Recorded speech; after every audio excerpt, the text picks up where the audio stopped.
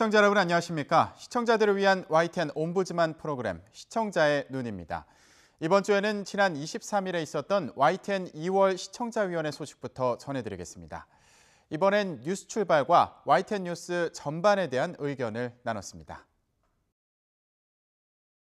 아침 일찍 전쟁 무기 위력에 대한 보도라든지 공직자나 공공부문의 각종 비리 문제 이런 것들이 좀 비중이 높았습니다. 실제 5시에 일어나서 이 뉴스를 보았더라면 하루를 시작하는 기분이 영 좋지 않았을 것 같은 생각이 들었습니다. 사실을 왜곡하지 않는 선에서 뉴스 아이템의 배치나 선정에 조금 신경을 쓰셨으면 좋겠다는 생각이 들었습니다. 아이템별 의견입니다. 뉴스 일부 들어가면서 사드 배치에 대한 중국의 반응을 보도하셨는데 두 차례에 걸쳐서 몇 초씩 중국 언론이 화면에 그대로 떴죠. 2부에서는 제목이 한글 자막으로 나왔는데 1부에서는 한글 자막이 나오지 않아서 좀 한글 자막이 아쉬웠습니다. B2 스텔스 폭격기 등 다양한 첨단 무기의 별명과 위력을 소개한 부분, 그렇지 않아도 요즘 지구촌 내 폭력과 무기 경쟁이 심화되는 것 같아서 상당히 걱정스러운데 아침 5시 뉴스에서 이렇게 첨단 무기의 위력을 강조하는 그런 아이템이 꼭 필요했는지 의문이 들었습니다. 해빙기 사고 예방 요령입니다. 위험 신호를 잘 정리하고 신고해서 처리하는 데 도움을 받을 수 있는 전화번호까지 친절하게 소개해 주어서 좋게 생각했습니다. 승용차 이중 추돌 사고 2명 사망, 2명 사망, 자막은 추돌로 나오고 기자는 충돌로 발언을 했는데 이건 서로 다른 방향에서 오다가 맞부딪힌 경우이기 때문에 충돌이 맞는 것으로 알고 있습니다. 자치단체장 비리 본물이라는 단어가 좀 너무 과대하게 이걸 느끼게 하진 않는지 적절했는지 의문이 들었습니다. 사드 배치에 대한 중국의 첫 공식 반대 표명, 톱뉴스로 다룬 것은 당연한 편집으로 생각됩니다. 그렇지만은 중국이 사드 문제에 대해서 왜 그토록 민감한 반응을 보이는지 시청자에게 설명할 필요가 있는 그런 한 번의 시점이었지 않는가 생각이 됩니다. 이 톰 리포트 뒤에 중국이 한반도 비핵화와 평화협정을 제안했다는 그런 스트레이트 뉴스가 편집이 됐는데 중국의 반응과 그 중국 제안의 배경 등을 내용으로 해서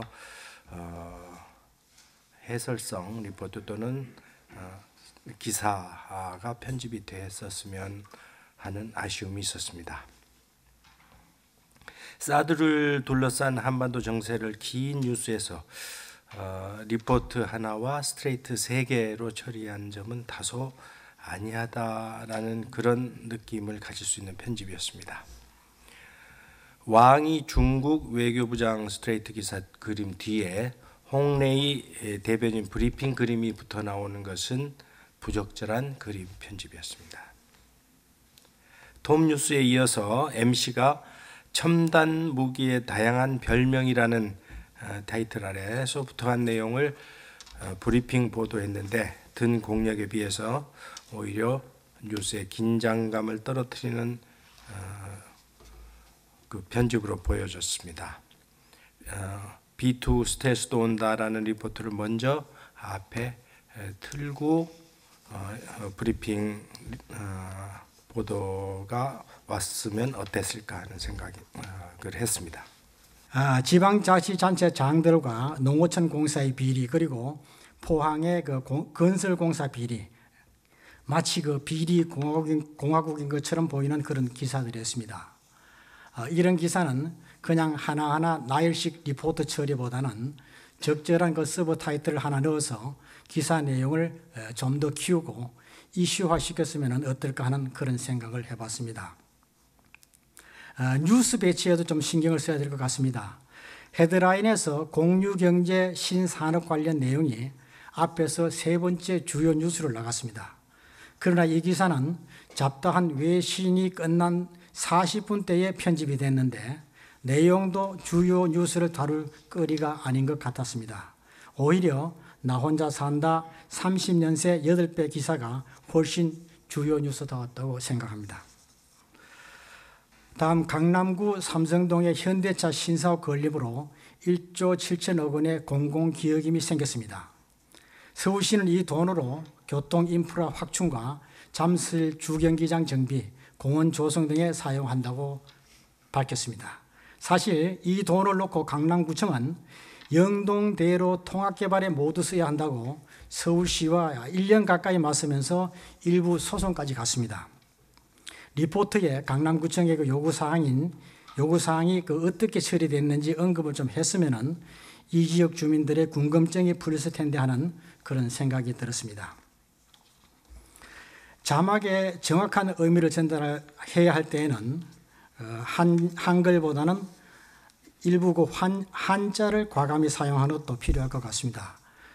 예를 들어서 이항구 안을 그냥 한글로 써놓으니까 조금 이상했어요. 한문으로 안을 써주면 훨씬 그 이해하기가 쉬울 것 같았습니다. 그리고 그 김무성대 이항구 할 때 중간에 vs 줄여서 VS를 표시하는데 이때 VS 다음에 점을 찍고 있는데 참 보기가 안 좋습니다. 특별한 의미가 없다면 점을 찍지 말고 그냥 VS만 넣으면 자막이 오히려 훨씬 그 깔끔할 것 같다는 생각이 들어서 말씀드립니다. 네, 그 출발 뉴스 방송 화면에 그 YTN 글씨가 두 군데 나옵니다. 그러니까 오른쪽 상단에 YTN 스테이션 그 글자가 나가고요. 그다음 왼쪽 하단에 또 YTN이 또 나갑니다. 그 한 화면에 YTN이라는 글자가 굳이 두 번씩 들어갈 필요가 있을까라는 생각을 했습니다. 만약에 굳이 어쨌든 좀 강조하고 싶으면 아래쪽은 그냥 로고만 넣는다든지. 근데 이제 예를 들면 CNN 같은 데는 CNN 하나밖에 없습니다. 그래서 조금 저도 숙제하는 마음으로 이제 국내 다른 방송사를 봤더니 다른 방송사도 두 개씩 넣더라고요. 그래서 그 회사 이름 또 밑에 또 그 회사 뉴스. 그 참 어떻게 보면은 한 번만 충분할 것 같은데 YTN이 앞서가는 방송사니까 이 점에 있어서도 좀 한번 생각을 해보셨으면 어떨까 하는 생각했습니다. 이왕 그 자막 얘기가 나온 김에 그 새벽 5시 뉴스인데 한 5, 6초 동안에 6줄의 자막이 있습니다. 그리고 8가지 종류의 다른 내용입니다. 그리고 그 5, 6초 동안에 자막이 변화하는 것까지 따지면 10개가 들어왔다 나가고 합니다. 이 아침 새벽 5시에 시청자들이 얼마나 집중력을 가지고 화면을 보시는지는 모르겠지만 너무 많은 정보가 나오는 거 아닐까. 시간에 따라서 조금 자막도 변화를 주면 어떨까. 큰 자막을 쓸 때도 있고 어떤 땐 시청자들이 눈여겨볼 때는 많은 정보가 들어가도 될 수 있다고 생각을 하지만 새벽 5시에 그 텔레비 앞에 앉아서 그 자막을 신문 보듯이 그런 분도 계시겠죠. 근데 어쨌든 좀 정보가 너무 많지 않나는 생각을 잠시 해봤습니다. 특히 아침 텔레비전은 제가 듣기로는 라디오의 역할을 한다. 아침 식사하면서 혹은 음식을 준비하면서 틀어놓는 역할을 하는데 그런 상황에서 이렇게 많은 자막이 들어갈 필요가 있을까 하는 생각을 해봤습니다. YTN 뉴스는 최근 어휘 사용이나 자막 표시 등에서 언어적 요구가 굉장히 감소하고 있어서 상당히 좋은 방향으로 가고 있다고 생각을 합니다. 다른 나라의 표준적인 언어 사용에서 우리나라처럼 어떤 국가에서 제정한 어문 규범이 있거나 어떤 규정을 이제 제시한 사전이 있기보다는 민간 단체에서 어문 규정을 제정하거나 혹은 옥스퍼드 사전처럼 어떤 중요한 사전이 규범의 준거로 사용되는 경우가 더 많습니다. 또한 영국의 BBC 방송이나 일본의 NHK 방송 등에서 사용되는 방송 언어가 영어나 일본어에서는 중요한 표준적인 언어의 근거가 됩니다. 우리나라에서는 어문 규정도 있고요. 국가에서 주도로 편찬한 표준국어 대사전이 있지만 실제 국민들의 언어 생활의 측면에서는 방송에서 사용되는 한국어가 일반 국민들에게는 더 영향력을 많이 미칩니다. 일반 국민들이 언어 생활을 할 때 맞춤법들의 등 규정이나 혹은 국어사전을 찾는 것보다 방송에서 사용되는 한국어를 중고로 해서 언어 사용을 하는 경우가 있다는 것입니다. 그렇지만 최근에 지상파뿐만 아니라 종편이나 케이블 등 여러 유형의 방송 채널이 공존하고 있는 현 시점에서 최근 방송 전반의 비속어, 유행어, 은어 등 비표준적인 언어 사용이 굉장히 증가하고 있는 실정입니다. 특히 YTN과 같이 뉴스 전문 채널의 경우에 언어 사용에 있어서 더더욱 세심한 주의가 필요합니다. 오락 프로그램이나 예능 프로그램보다는 뉴스에서 사용되는 언어가 관심과 신뢰성이 더 높기 때문입니다. 브라질 소두증 신생아가 500명을 넘었다 하는 국제뉴스에서 사실 소두증이란 말 자체가 얼핏 들으면 무슨 말인지 모르겠거든요. 그냥 뇌와 머리가 정상보다 작은 소두증 신생아가 이런 식으로 표현했으면 좀 더 이해하기 쉽지 않았을까 하는 부분이 있습니다. 그리고 장애인을 외면하는 선거 공보물 보도에서 청각 장애인의 인터뷰를 실었는데요. 이 부분은 참 이해하기가 좀 힘들었습니다. 시각 장애인의 경우에는 공보물을 볼 수 없지만 청각 장애인은 공보물을 분명히 볼 수 있다고 생각이 됩니다. 한글을 읽지 못한다거나 공보물의 내용이 쉽지 않다는 것은 장애와는 다른 문제라고 생각이 됩니다.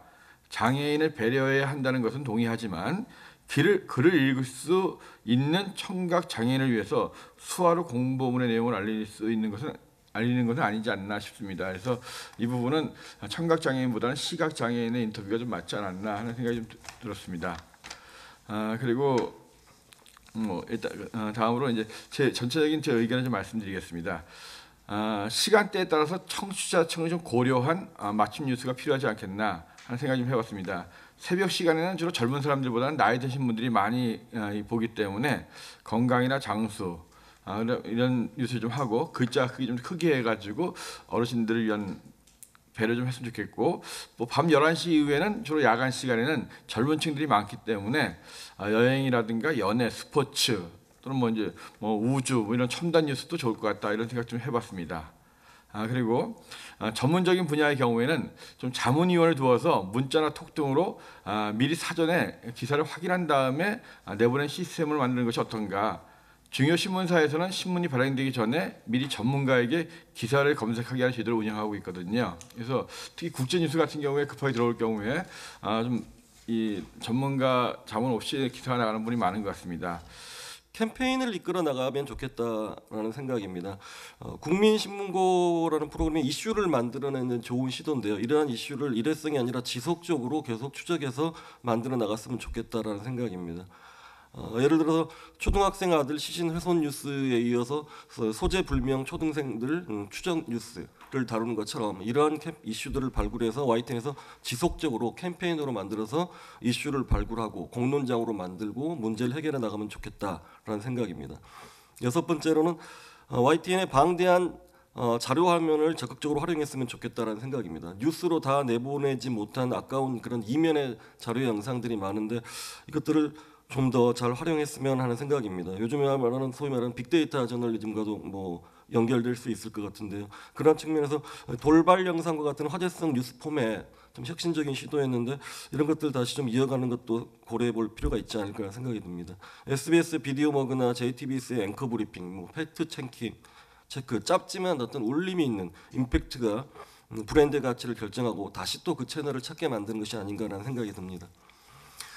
마지막으로는 조직 내부에서 뉴스 혁신에 가치를 부여하고 적극적으로 지원해 줬으면 하는 바람입니다. 디지털 퍼스트에서 모바일 퍼스트로 그리고 모바일 온리로 옮겨가는 시청자 행태에 주목해야 하지 않나 싶습니다. BBC3가 2월 달부터 방송 송출을 중단하고 온라인으로만 콘텐츠를 내보내고 있고 BBC 뉴스 채널도 전면 온라인으로 고려하고 있다는 점도 저희들이 고려해야 될 것 같습니다. 가만히 앉아서 시청자들이 찾아주기를 기다리는 것이 아니라 시청자 발굴에 시청자 개발에 나서야 하지 않나 싶습니다. 특히 젊은 층 개발을 위해서 방송 플랫폼에서만 머물러서는 안 된다. 기사가 디지털 공간을 좀 여행할 수 있도록 페이스북이나 이런 곳에서 보다 더 많이 노출될 수 있도록 적극적으로 해야 된다라는 생각이 들고요. 최근에 이슈가 되고 있는 가상현실 뉴스나 인공지능, 로봇 저널리즘, 빅데이터 저널리즘 이것들이 모두가 다 YTN에서 고민해야 될 화두라고 생각을 합니다.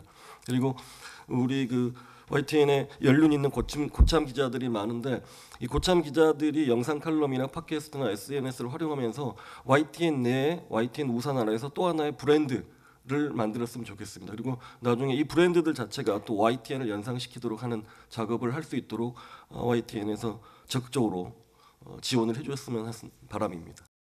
많은 사람들이 아는 분들도 있지만 많은 분들이 이 중국이 이 한반도 사드 배치에 민감하게 대응하는 이유, 그다음에 중국이 반대에도 불구하고 우리가 사드 배치를 이렇게 주장하는 이유라든가, 그러니까 우리나라에 사드가 배치된다면 우리나라 및 주변 국가에 어떠한 영향을 미칠 수 있는지 이런 것을 전문가 인터뷰를 통해 간략하게라도 언급하면은 이해하기 좀 더 좋지 않을까 하는 생각이 들었습니다. 백악관의 오바마 대북 제재 법안 서명하고 또 유엔에서 논의 중인 대북 제재 결의안, 이런 부분도 내용을 좀 실질적인 내용을 간략하게라도 언급하거나 도표로 보여주면은 좀 더 시청자들한테 유익한 정보가 될 수 있을 것이라 생각이 됐습니다. 다음으로 이제 국회에서 오늘 비경제 분야 대정부 질문 보도를 하는데 비경제 분야, 경제 분야 이런 일정이 미리 나옵니다. 그러면은 아침에 비경제 분야에 대해서는 정치, 외교, 통일, 안보, 교육, 사회, 문화 이런 쪽에서 대체적으로 어떤 것이 이슈가 되고 관심을 가질 필요가 있다든가 이런 거라도 간략히 좀 언급해주면은 분야별 핵심 쟁점을 해주면 시청자들한테 그날 이렇게 좀 뭔가 중점을 관심을 갖고 봐야 되겠다 이런 생각이 좀 들 수 있을 것 같았습니다. 선거구 법안 일괄 타결 관련 것도 이렇게 많이 여야가 이게 쟁점이 있고 다투는 거에 대해서는 수없이 보도되는데 여당과 야당이 주장하는 핵심 쟁점에 대해서 일부 설명은 했습니다만은 시청자들은 좀 궁금해하는 분도 좀 있는 것 같았습니다.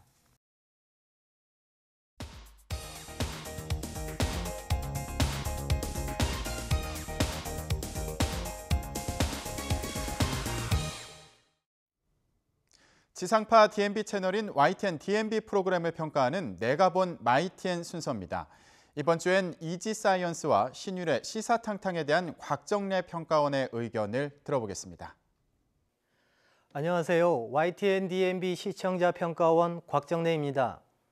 현실과 가상을 넘나드는 새로운 세계의 창출과 다양한 자연적 현상에 대한 지적 호기심을 자극하고 충족시키는 과학기술의 등장은 인류의 삶을 보다 풍요롭게 함과 동시에 인간의 지식과 인식의 지평을 확장하는 데 큰 기여를 해오고 있습니다. 이처럼 우리의 삶 깊숙이 자리하고 있는 새롭고 다양한 과학기술들이 갖고 있는 원리를 쉽고 재미있게 시청자들에게 전달하는 이지사이언스 프로그램은 세상을 움직이고 변화시키는 놀랍고도 신비한 과학기술의 세계를 다양한 차원에서 매우 흥미롭게 소개하고 있습니다.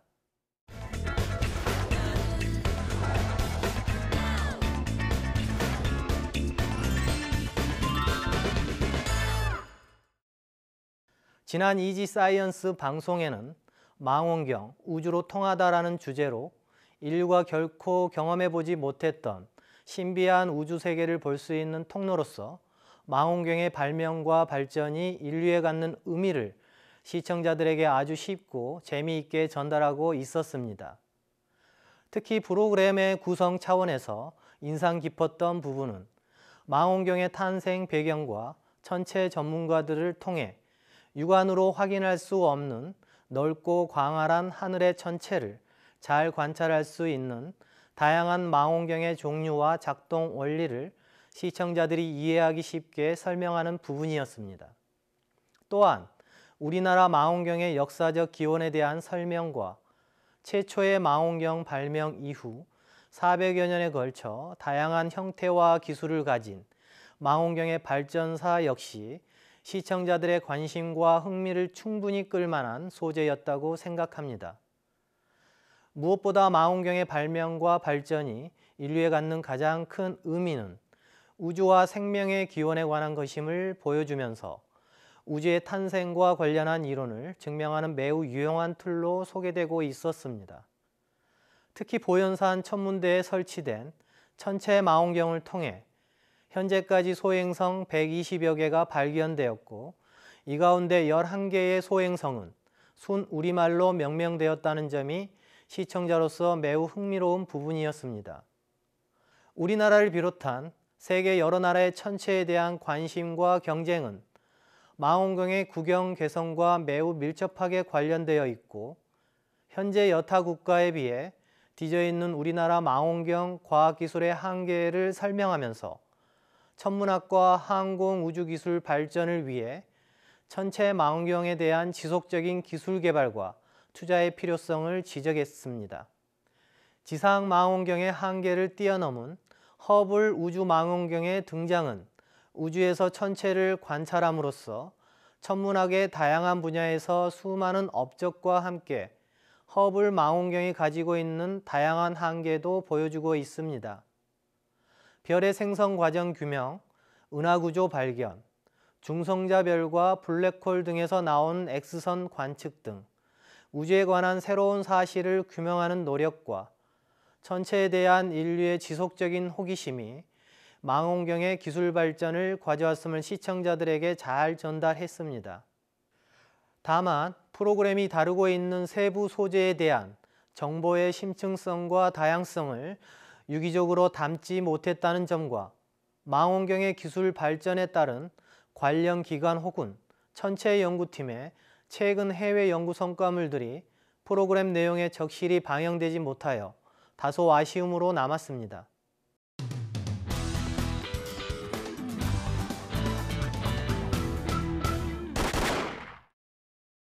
최근 북한의 4차 핵실험과 광명성 4호 위성 로켓 발사로 인한 후폭풍이 한반도 위기 상황으로 빠르게 전개되고 있습니다.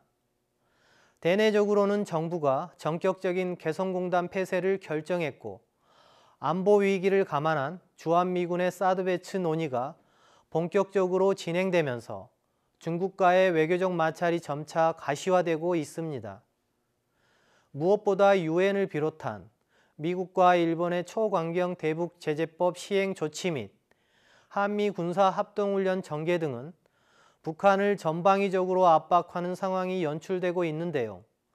이런 가운데 북한은 최근 백령도 인근의 해안포 사격과 대남 테러 및 사이버 테러 공격 지시, 대남 선전 선동 등을 강화하면서 한반도의 새로운 위기가 고조되는 상황입니다.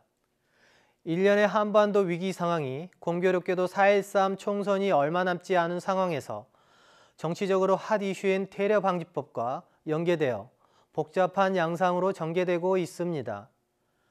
주요 언론에서 제기된 북한 당국의 대남 요인 암살 대상 리스트에 우리 정부의 주요 인사나 탈북자 가운데 남한에서 고위 인사로 있거나 혹은 반북 활동을 하고 있는 탈북 인사들의 명단들이 대거 공개되고 테러 방법에 대한 다양한 시나리오들이 구체적으로 기사를 통해 제시되고 있는데요.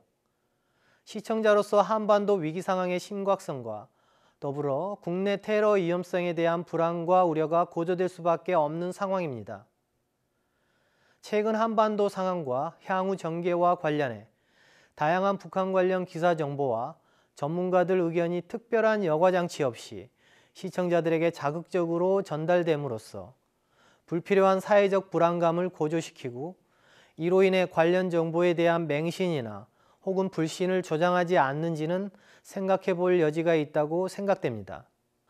엄중한 한반도의 위기 상황에 따른 자극적이고 과도한 정보 생산 활동과 정치적 이념적 갈등으로 인한 불필요한 사회적 불안감이 조성되지 않도록 환경 감시자로서 언론 매체에 신중하고 정확한 관련 정보 생산과 전달이 이루어지길 기대합니다. 시청자의 눈은 시청자 여러분의 참여를 기다리고 있습니다. YTN 홈페이지 시청자 의견 코너에 글을 남겨주시면 좀 더 정확하고 공정한 방송을 만드는 데 참고하겠습니다. 이번 주 순서는 여기서 마치겠습니다. 고맙습니다.